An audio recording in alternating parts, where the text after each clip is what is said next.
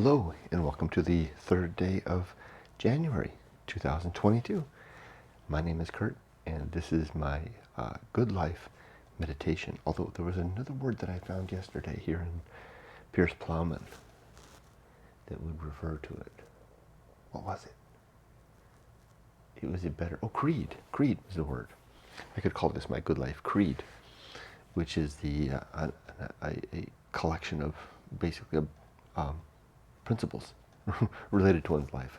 I was really delighted to encounter that word because of course I'd heard the word creed, but I never really, and I kind of understood what it meant. But I never really knew what it meant, so to speak. Hey, Rudy. So I could call this my Good Life Creed, which is my daily recounting and thinking over my objectives and principles. Coupled with a reflection of yesterday, last night, and the coming day. So let's do it.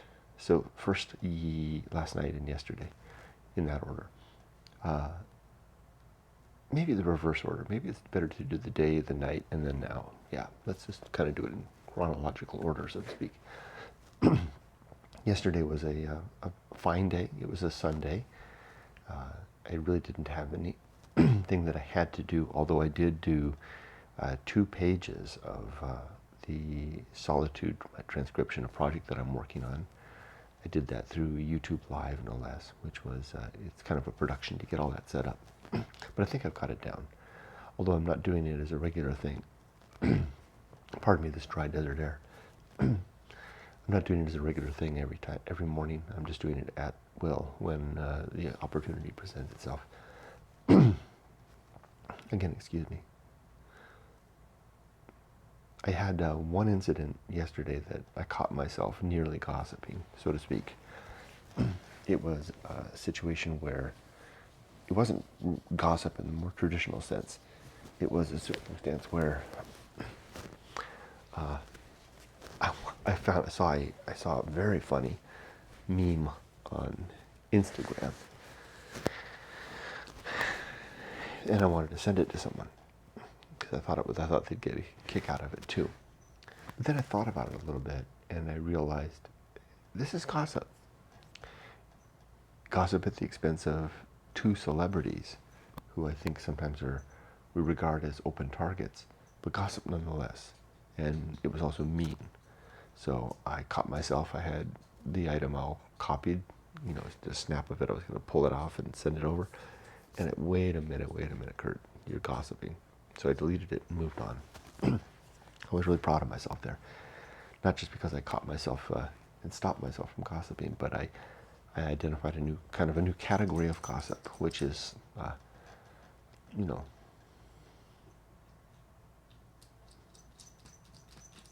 making fun, poking fun, sharing fun at the expense of others. Another thing that I did yesterday was I called my mom to wish her a Happy New Year's. And I had called her on New Year's Day. And then usually when I call her, then that prompts kind of and this is not gossip talking about my mom. I'm not talking necessarily about her, and I'm not going to say anything mean. I'll just kind of relate the circumstance. Usually that then prompts a response, a phone call back from her within 24 hours. And usually that's not so good. And indeed that happened. And when I missed the call, and when I saw the call, I was walking with the dogs. I saw the call and I looked at it. Okay, well, I need to call her back. So, because you never know. Maybe she needs something, and it's just common courtesy. But before I did that, I braced myself. I said, "Okay, Kurt, she's going to say whatever she's going to say. Past precedent suggests it's not going to be very good. Probably be rather difficult to weather. How am I going to approach this?"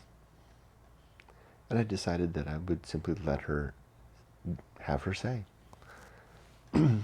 I would not take the bait, and I would just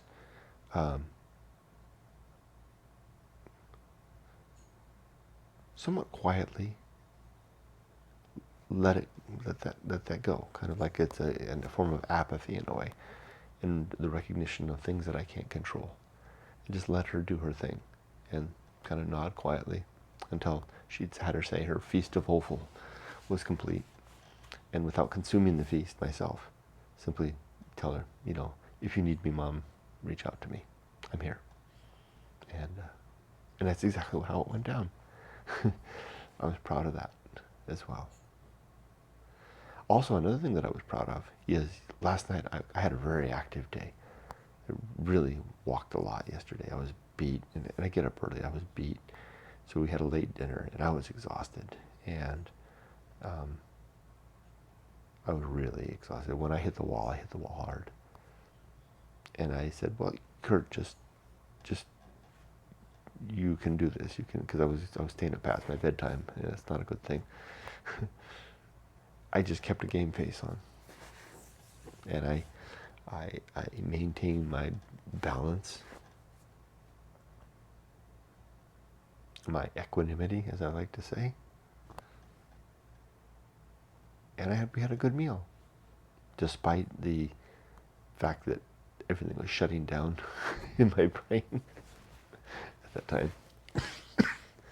So I guess all of these are examples of more willful living in spite of the circumstances that are going on around me and the way that I'm feeling, which is good. That's the way I want to be. Last night I slept so. Most of the night I slept good, but I was up probably at 3 or 2:30, tossing and turning, thinking about today and this month. It's the first day back at the job for the new year. This is the time when everything is to begin in earnest, and I'm on schedule. I've got things with my one big project, of 3 projects, but the one big project, I've got that under control. Although today is the day that I and the team really need to begin to deliver on content. By the end of the month, I need to have a program in play, and rolling it out. And I can do this, but it's going to be a lot of work. So my goal for today is to communicate the project start to the team properly, although everybody knows. I have a more formal expression of that. And then lay in the beginning of the communication plan and the training plan and schedule, and to assist the team in doing the same for their deliverables.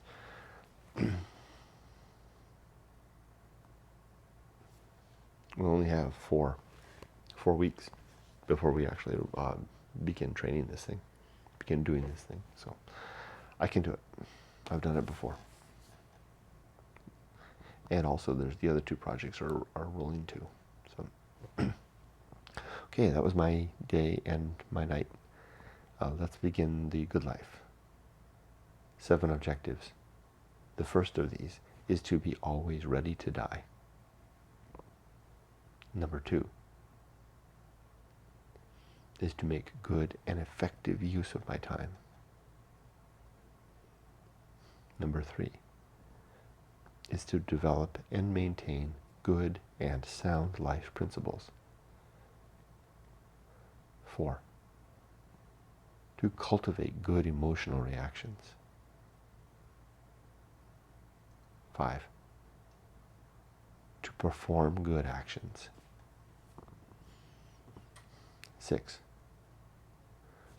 to recognize true limits and my true abilities. And 7, to do just one thing at a time, and to do that thing slowly and deliberately.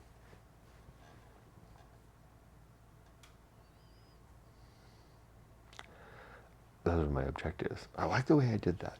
I didn't elaborate on them. I just kind of listed them. And I'm pleased with the way that I put a nice margin between each of them with empty space. Trying to do that more with my professional speaking as well.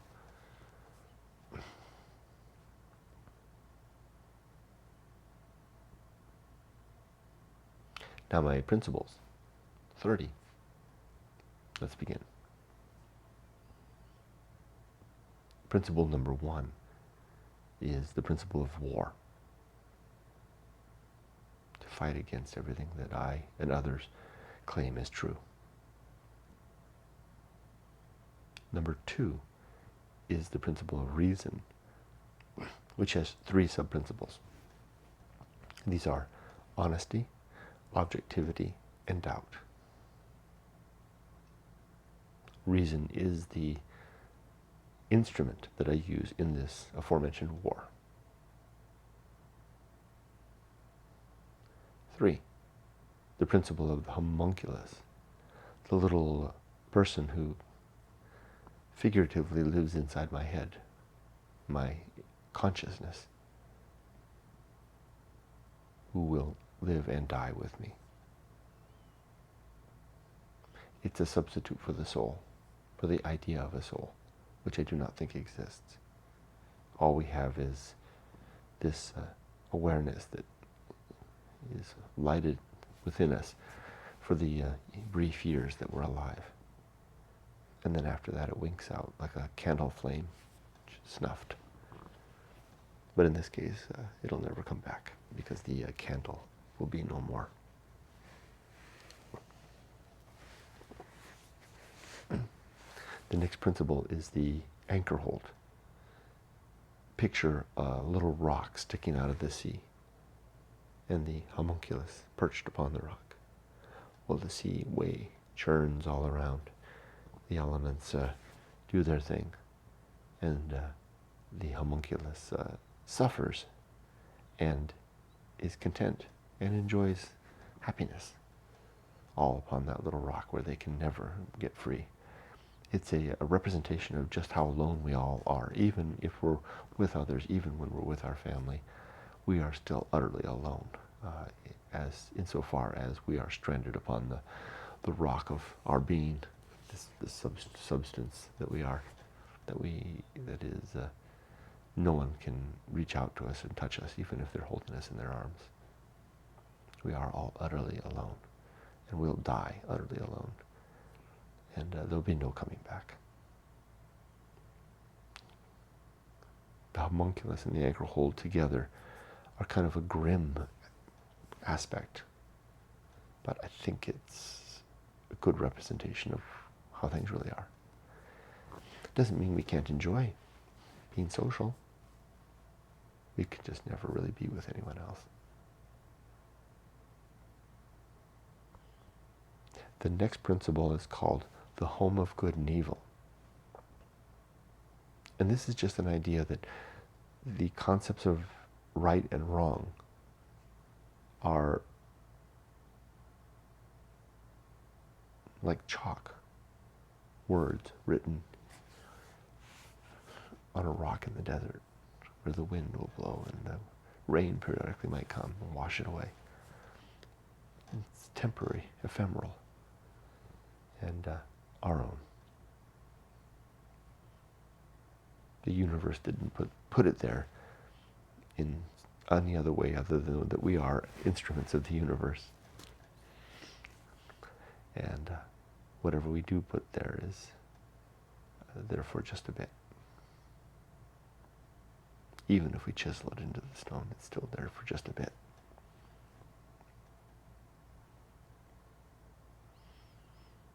The next principle is the principle of purpose. There are 3 sub-purposes in my life. These are biology, to make a child or children and raise them to adulthood. Virtue, to live a virtuous life, where virtue is defined as the improvement of the well-being of thinking creatures, but all creatures if I can. It's a tough one to do. Got to eat something. And then some mission, to have some mission in my life. And my mission has been, besides the biology component, raising my daughter, my mission has been the writing of my book, Going Alone, which is where all these principles and objectives are written out. This is available on Amazon, and you can also get it from my website, goingalone.org. That's my mission. one of my purposes in life. And that purpose is complete now, because the book is finished. Now I'll just use the remaining time to talk about it, and to use those principles myself in my own life, which I do every day. The next principle is the atomic principle. The idea that everything is made of small pieces. These are molecules and atoms. And that after we're dead, everything that we are will dissolve away, so to speak, or be burned up, and go on to be used elsewhere, or just become energy shuffled off into space. Smoke, perhaps, blowing away into the atmosphere.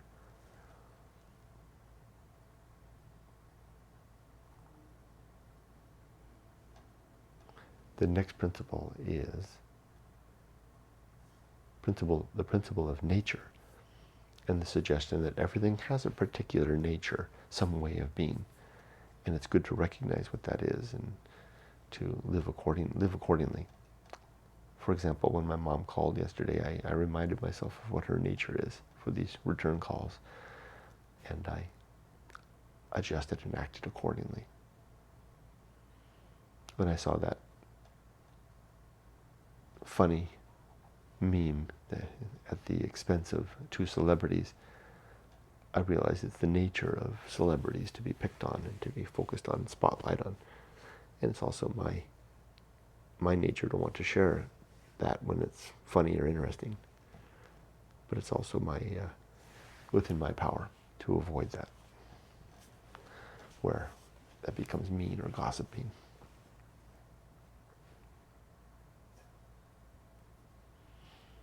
The next principle is the pirate ride. The suggestion that free will is maybe just an illusion. What we think we are doing on our own, invoking our own decisions and actions, is really just the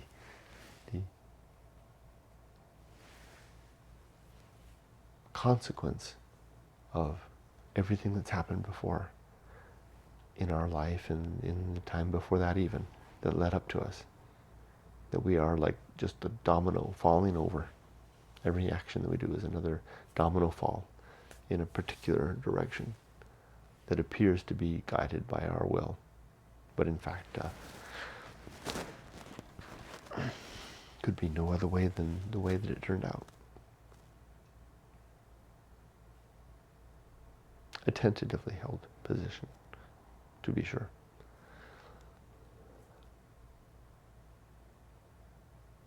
The next principle is called maturity, and it has two sub-principles, wisdom and fortitude. We are mature when we remember our successes and mistakes. We are strong in either pursuing the things that work again when necessary and avoiding the things that don't, that did not. That's maturity. The next principle is called the social principle, and is simply a suggestion that we are social creatures, that we need one another, and that we should endeavor to pursue connections with other human beings. It's in our best interest, in their interest as well, to do so. Healthy connections. It's good to make families. It's good to make children. It's good to find a home, to create a home, and to be connected with others, and have responsibilities and commitments, and to work hard to foster and further these.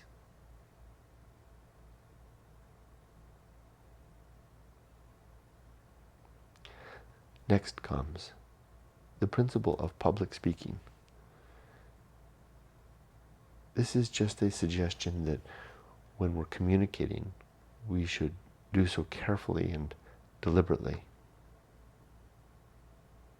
in such a way that we're using an economy of words and of well-chosen words, a vocabulary that is readily understood by others and concisely conveys our meaning.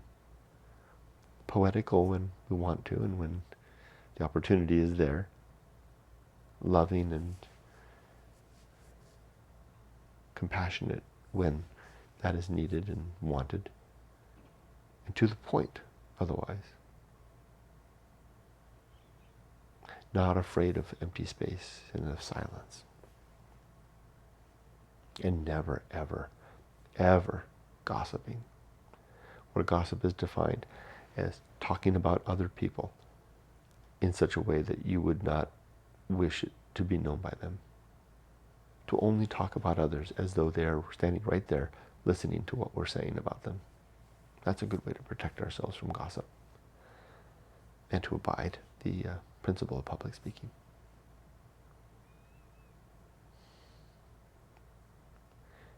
Next comes the Feast of Offal. This is when we are not living a temperate life, which is the next principle. This is when we are spewing out our upset into the world.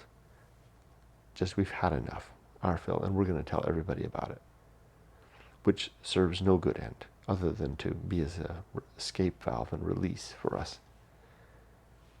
I'd much rather hold it in and find a more suitable way to manage my anxiety or stress or upset than to throw it in the faces of others. Here, splat. I don't want to do that.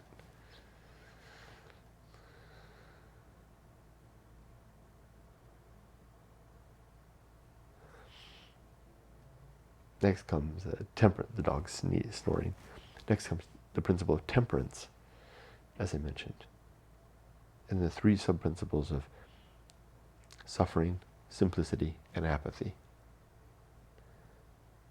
Temperance is that state that we arrive at when we are able to control our consumption of all things, whether that's work or play, drinking, eating, thinking, talking, making love, everything. Just managed consumption of our life. We suffer when we deny ourselves what we want. That's why that's a sub-principle. And a simple life is a temperate life. And apathy helps us to accept and manage that which is outside of our control. Hearkening all the way back to my last objective.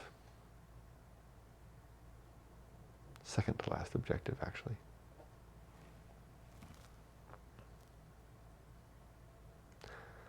The next principle is called the horror show.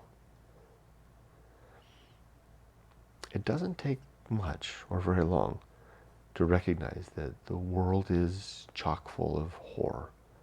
True, utter, absolute horror.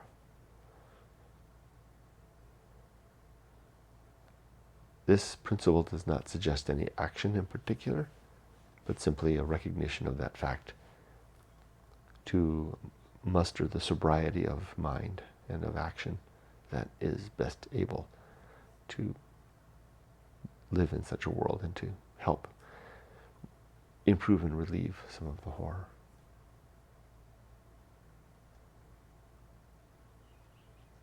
The next principle is called that which must be borne. These are the things that we can't get away from. For example, my mom's phone call yesterday. It's part of my filial duty and responsibility to accept such calls, to be there for my mom, and to be prepared to weather her eccentricities when they raise their heads, so that I have the opportunity to show some compassion and care and love. There's lots of things that we have to bear in life, especially when we choose to become a responsible adult and a spouse and a parent, especially. The sub-principle for this idea is the idea of the hand on the tiller, that as we sail along towards our objectives, we've got our hand on the tiller, the wind is blowing, the sea is churning, but we're holding tight as we move forward in the direction of our ambition.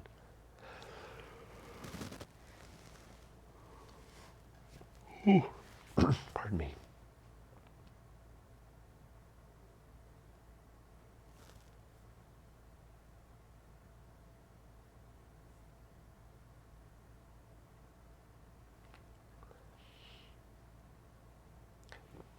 The next principle, and I'm starting to wonder if I mixed things up a little bit. I think I'm covering everything. I might have messed up the order though. The next principle, I'm still a little tired. I didn't get enough sleep last night. The next principle is, I feel like I'm about to go astray.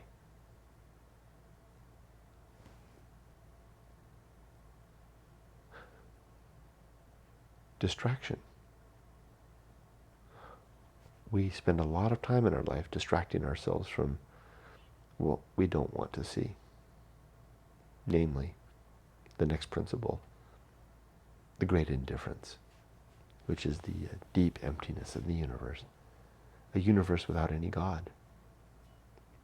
A universe in which we are alone with one another, you and I, and the people in our lives, and for only a brief time before we're dead. We don't want to see that. So we spend a lot of time, most of us, distracting ourselves from that fact. So it's two principles, distraction and the great indifference. Next comes the best seat in the house. This principle proposes and challenges that we not want to be anyone else or be anywhere else or be doing anything else, but that we might be okay with who we are, where we are, and what we're doing right now. An interesting challenge and tricky to do. Next comes the Path of Wildness, which is a way forward through our current life and into some new life, or new chapter, or new being, or new circumstance. It's tough to do. It's kind of that forward motion with the tiller and the uphill climb which is to come. It's another principle in just a bit. I like to say that the Path of Wildness is easy to find. It's the course of a stream. Leaves blown in the wind. A beast's track through the brush. And the direction of our first inclination, so to speak. Next comes the risk of avoiding risk.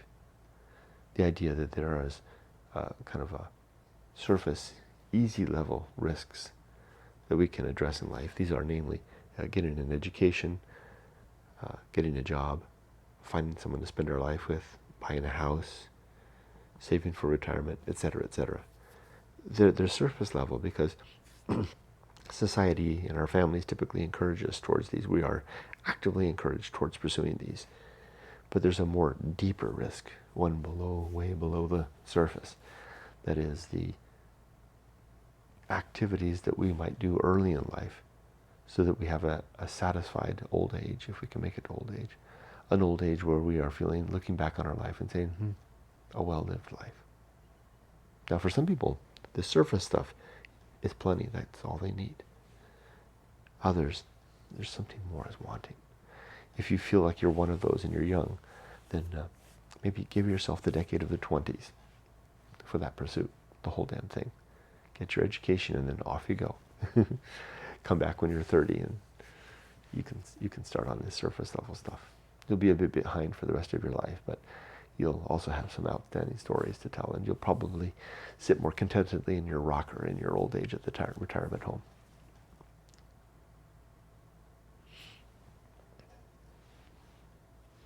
Next is sin and damnation.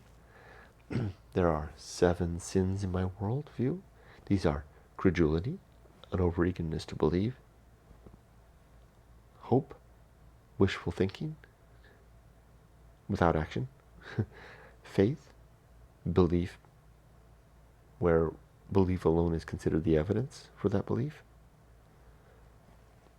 authority, belief because someone in a position of seeming power said so, dogma, belief, because the trappings of respect and authority seem to indicate that that might be true.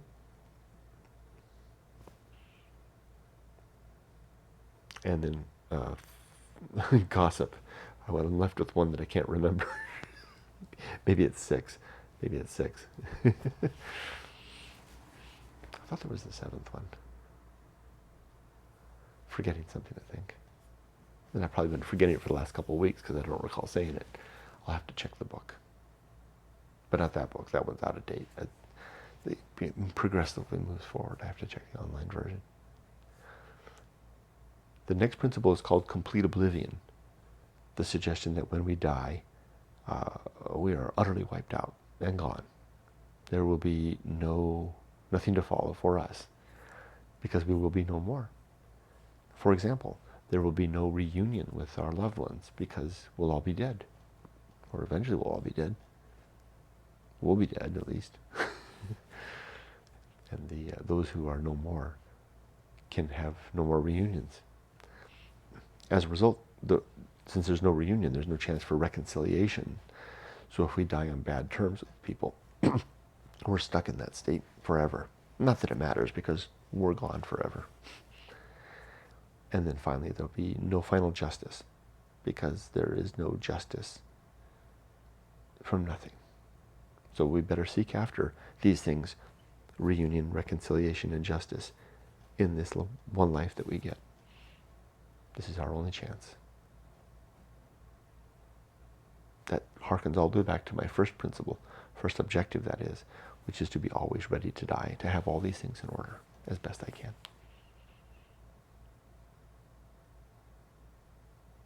The next principle is called the great life adventure. The suggestion that we have one or more marquee adventures in our life, something that really forms the centerpiece of who we are, our identity, and what we are going forward. Again, I suggest the decade of the 20s to seek after that adventure, whatever it may be. It doesn't necessarily have to be an adventure of going anywhere. It just simply has to be something that is your story, becomes your story, our story, stories. Next is the season of philosophy. This is a reminder that if we've lived a life that we wanted to live, that more deliberate living, that probably, maybe, if we're lucky, the muse will speak to us later in life. The muse being the little voice that comes up in our head and suggests the consequences of the wisdom that we've acquired, the maturity that we've attained, the stories that we've developed and are now in place to tell. I'd just simply like to remind you that, remind myself, that when that little voice begins to whisper in our ear, we'd better act then and there. There's no time to wait, because the words fade, the muse moves on, and even if she comes back, she'll be somebody else, because we have become somebody else when the moment has passed. So listen to the muse and record what she says in the moment when she says it.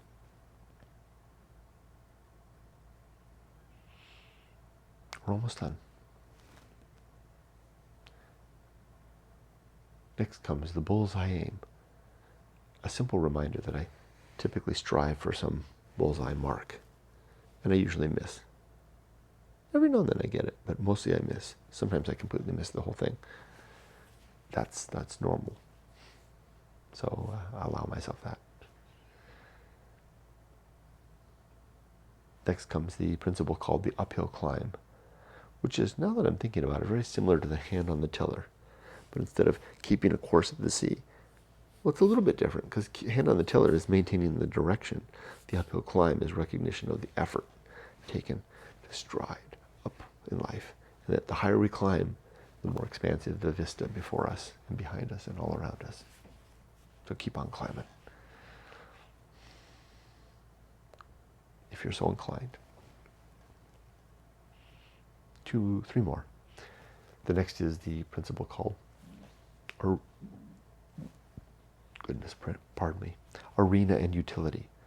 Life is an arena for the pursuit of our objectives, and the principles that we acquire are the tools, the utilities that we have to that end. Next comes, nothing is enough. A simple reminder that less is sometimes plenty. Filling ourselves with our lives with stuff is just another distraction. And then lastly, the principle of fun. I need this one. It's a reminder just to have fun, to enjoy life in the moments that we have, which will be gone soon enough. Very, very, very soon. We're going to be dead. So be serious. Take on the big challenges of life. Pursue your objectives, but also have fun along the way, as long as you're not doing it at the expense of others. And that's it. Those are my principles and my objectives. Now let's forecast the day.